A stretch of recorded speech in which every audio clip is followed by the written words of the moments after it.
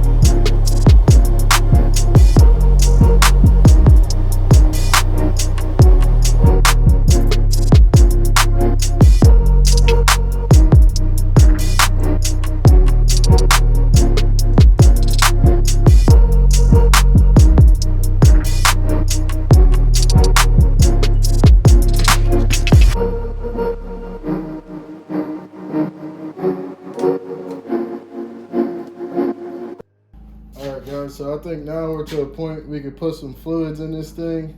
Make sure we don't have any leaks. First is going to be the coolant. And these 2 strokes I usually run engine ice. I never really have a problem with them getting hot. But my 4-stroke bikes,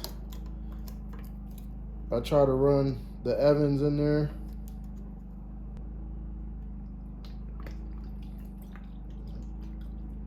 Try not to make a mess.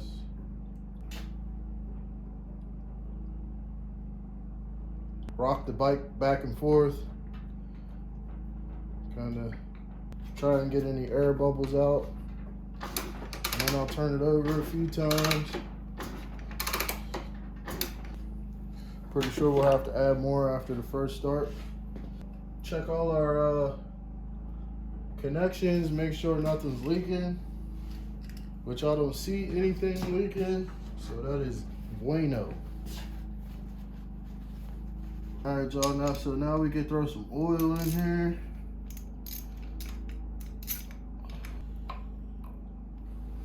There for the spillage. And this motor is blowing dry, so I'm overfill it a little bit. This is what I run in the crankcase. This is what I soak the clutch plates in. I'll use this, or I'll use the clock stuff, but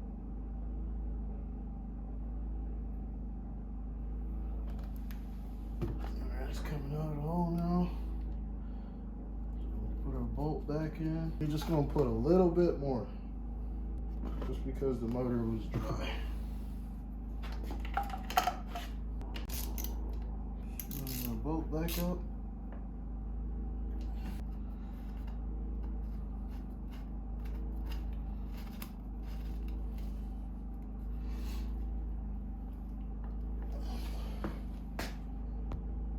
All right, guys, so if you guys remember, we got a fat head on the bike, and we got the high compression 110 dome in there right now. So I went and got some 110 this morning. We're just gonna mix up a gallon of it.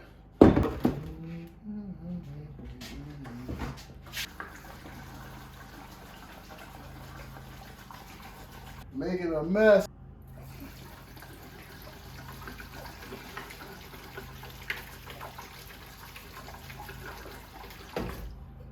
Stop for a rain break. To get my 32 to 1, I guess we'll see. This shit is thick, like molasses. No, and boom. There's 32 to 1.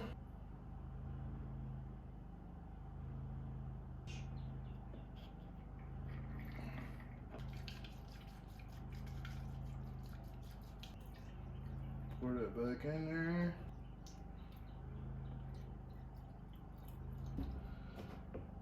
Good mix. bad boy up. Now we're gonna throw our fuel in the bike.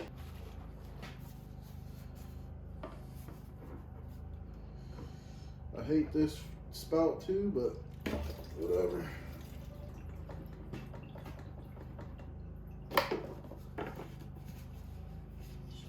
All right, guys, so before we try to see if this thing's gonna come to life for the first time, I'm gonna kind of walk around it and give you guys kind of a quick overview on some of the things I did to this that aren't stock, and some of the parts that I used, and yada, yada, yada.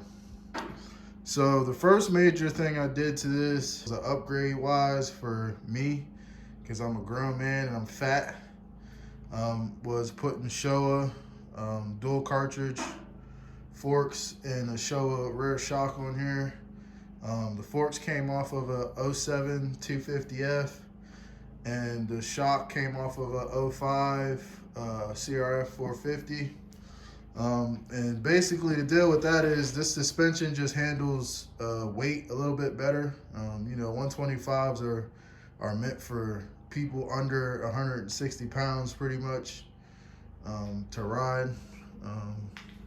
So the suspension that comes on them, even if you revalve them and respring them, they're not the greatest for fat people. So that was one of the things I did. I still have to get springs for both the forks and the rear shock for my weight.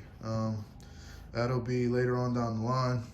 You guys know we did a full wrench rabbit kit in here, hot rods crank, vertex piston, all the bearings and seals and blah, blah, blah. Now, for the people out there that have been on YouTube and have seen that YouTubers and other people have been putting hot rods kits in their bikes, there's a bunch of people online that want to seem like, you know, they're just the creme de la creme, and they'll curse hot rods and they'll say, oh, it's junk and blah, blah, blah, blah, blah, just because it's Chinese stuff and it's not made in America. I'm not going to deny that some people have had bad experiences with hot rods, but I got hot rods cranks and all the stuff that I rebuilt besides the Banshee. I've put hot rods cranks in there and hot rods bearings, and I've never had an issue. You know, granted, I take care of my stuff. I don't beat on it. I don't race, so I can't say anything about like a full-blown race application where you're wringing the engine's neck 24/7, but for the stuff that I do, man, hot rods is perfectly fine. I've never had an issue with hot rod stuff. So we got a brand new OEM cylinder. Came with this bike, the exhaust bridge was cracked. And if you call any plating company, they'll tell you that they can't guarantee a repair on an exhaust bridge. So I saved time by just ordering an OEM cylinder. I mean, it cost me a few more dollars. It wasn't too much more expensive, but I saved time. I ordered the OEM cylinder from Rocky Mountain and it came in 2 days. So I also got a fat head from Luke. Shout out to him. I got a pump gas dome and a 110 dome. The 110 dome is in there now. Someone before me had already put a PWK Air Striker on here. That's another upgrade you can do to these bikes. And V-Force reeds were already on here when I got it. We'll see how the jetting is on that. I haven't messed with it, so we'll see how it works. I put a boot, carburetor boot off of a 07 Cr125 on here. Supposedly these boots were better, they were designed better, and they give you a little bit better airflow. I got the MX Bones airbox seal kit on there. I had the stock radiators that came on this bike were trash, so I put the GPI rads on. A lot of people like to talk crap about these radiators too, but I've never had an issue with them. I got KKE foot pegs on there. I got the little Dirt Industries frame guards, grip tape, whatever you want to call it. I might end up swapping these out for something else. There's a company that makes carbon fiber parts. I can't remember the name of them off the top of my head, but they make a frame guard that comes all the way up here. It covers all of this. It's carbon fiber. It's pretty sick. I might end up putting that on there. Hammerhead shifter. We got all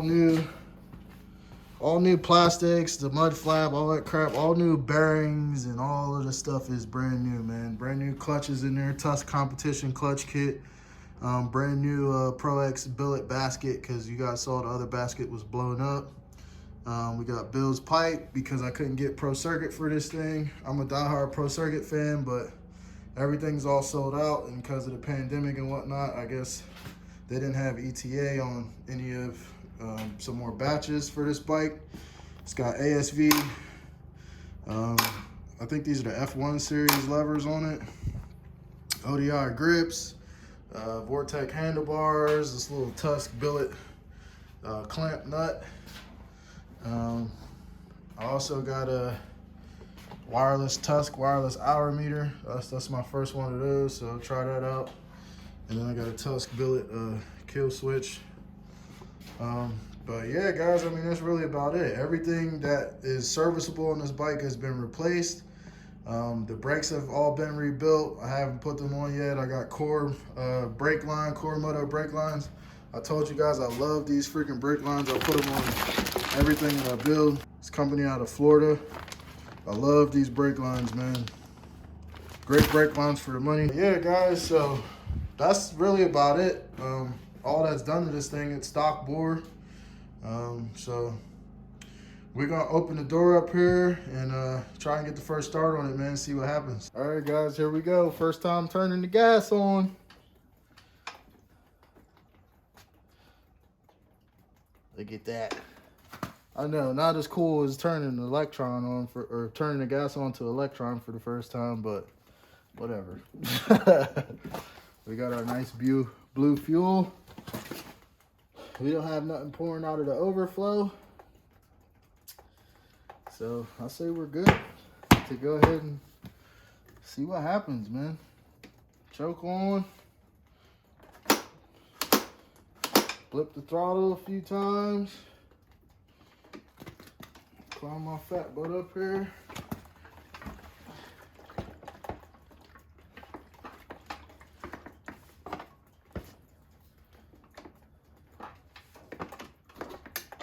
Prime it.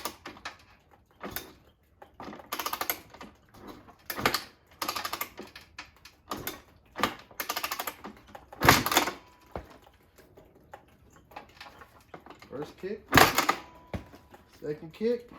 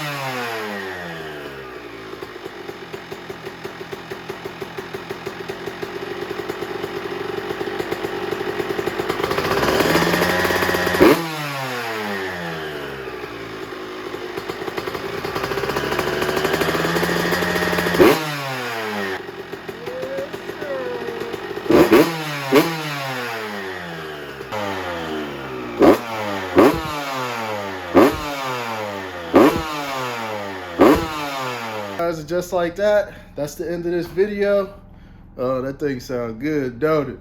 That thing sound good, don't it? Like I said, the next video, we're gonna be trying to get this bike completely done, and that'll be the end of the Cr125 build series. Hey man, I hope all you guys have been well out there. I hope you staying away from the corona. I unfortunately ended up catching the corona about 2 weeks ago. I was real sick for a while, but I'm finally feeling better, getting over it. And I'm thankful it was pretty mild for me compared to a lot of other people and, you know, people that I've worked with. There's actually a guy that I worked with that actually passed from the coronavirus. So I was extra sketched out when I caught it. But thankfully, man, I made it out alive.